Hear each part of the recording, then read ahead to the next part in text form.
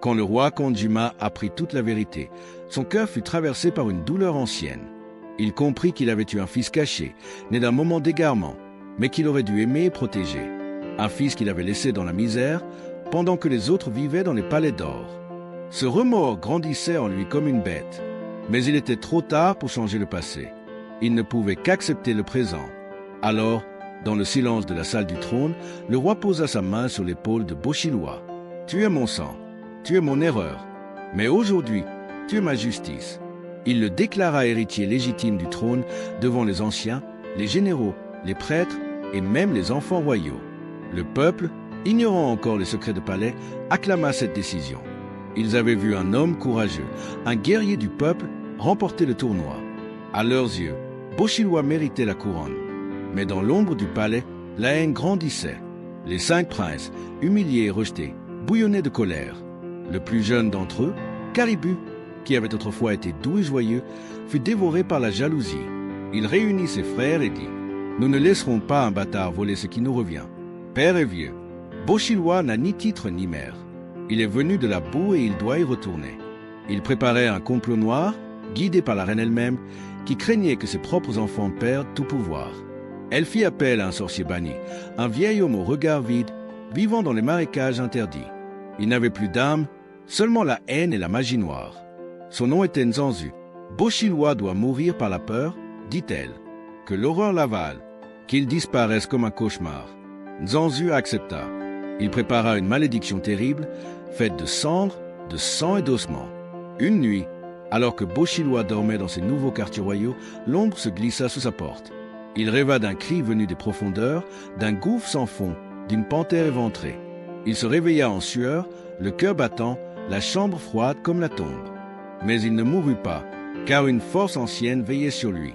Une panthère noire, invisible aux autres, était couchée près de lui. Elle lui lécha le front et dit « Tu as marché longtemps dans l'ombre. Maintenant, c'est elle qui te craint. » Le lendemain, une fièvre étrange frappa les princes. L'un d'eux devint fou. L'autre se mit à crier des choses sans sens. Caribou fut retrouvé en train de griffer les murs, répétant le nom de Nzanzu. La reine, terrifiée, retourna voir le sorcier. « Tu as promis de le tuer. » cria-t-elle. Nzanzu, calme, lui répondit. « On ne tue pas un roi né des ténèbres. On ne détruit pas un homme choisi par les esprits. » Puis il disparut dans la brume. La peur se répandit dans le palais. Les nobles, les serviteurs, même les anciens généraux commencèrent à douter. Certains disaient que Boshiloa était protégé par les dieux. D'autres disaient qu'il était un dieu revenu parmi les hommes. Quoi qu'il en soit, personne n'osait plus l'affronter. Le roi Kanjuma tomba malade peu après la malédiction échouée. Son souffle devint court, sa mémoire fragile. Les anciens disaient que son âme était en guerre contre ses fautes. Et la plus grande de toutes, c'était d'avoir abandonné Boshiloa, le seul fils prêt à porter la couronne. Un soir, dans la grande chambre du roi, Boshiloa s'agenouilla au chevet de son père. Kanjuma, les yeux remplis de larmes, murmura « Tu étais mon oubli. Tu es devenu mon héritier. Pardonne-moi, fils de l'ombre. » Boshiloa ne dit rien. Il ferma les yeux. Il ne pouvait pas effacer les années de souffrance, mais il pouvait empêcher que d'autres les vivent.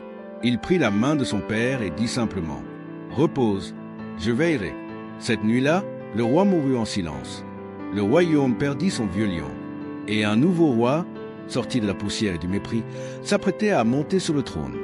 Mais la cérémonie du couronnement fut interrompue. Le palais fut envahi par le feu et la trahison. La reine, dans un dernier acte de rage, tenta de faire assassiner Boshiloa pendant qu'il recevait la couronne. Des soldats déguisés, fidèles au général Damar, surgirent avec des lames enduites de poison. Mais ils furent arrêtés, car Boshiloa n'était plus seul. Il avait gagné le cœur du peuple, des anciens soldats et même de certains nobles fatigués des mensonges. Des gardes se retournèrent contre les traîtres. La reine fut capturée. Le général fut blessé. Et les fils déchus furent exilés, leurs noms effacés des champs royaux. Devant les cendres encore chaudes de la rébellion, Boshiloa monta sur le trône. Il ne portait ni or, ni bijoux, juste une cape de tissu noir, en mémoire de la panthère de son enfance, morte pour le protéger. Il regarda le peuple et dit « Je ne suis pas né roi, je suis né rejeté. Mais aujourd'hui, je suis votre frère, et je serai votre roi. » Les années passèrent. Sous le règne de Boshiloa, le royaume changea. Il abolit l'esclavage, ouvrit les portes du palais aux orphelins, fit graver le nom de sa mère, Nyota, dans le marbre. Il fit construire un temple à la panthère noire, symbole de l'esprit qui protège les abandonnés. Il pardonna même à ceux qui avaient tenté de le tuer, car il comprenait la haine mieux que quiconque.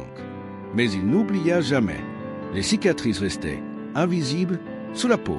Un jour, au sommet de sa gloire, alors qu'il était aimé et respecté, Boshiwa partit seul vers la forêt de ses origines. On dit qu'il marcha jusqu'à l'arbre où il avait plairé enfant, qu'il s'assit sous les étoiles et murmura « J'ai porté la douleur, j'ai embrassé la peur. Maintenant, je peux reposer. » On ne le revit plus jamais.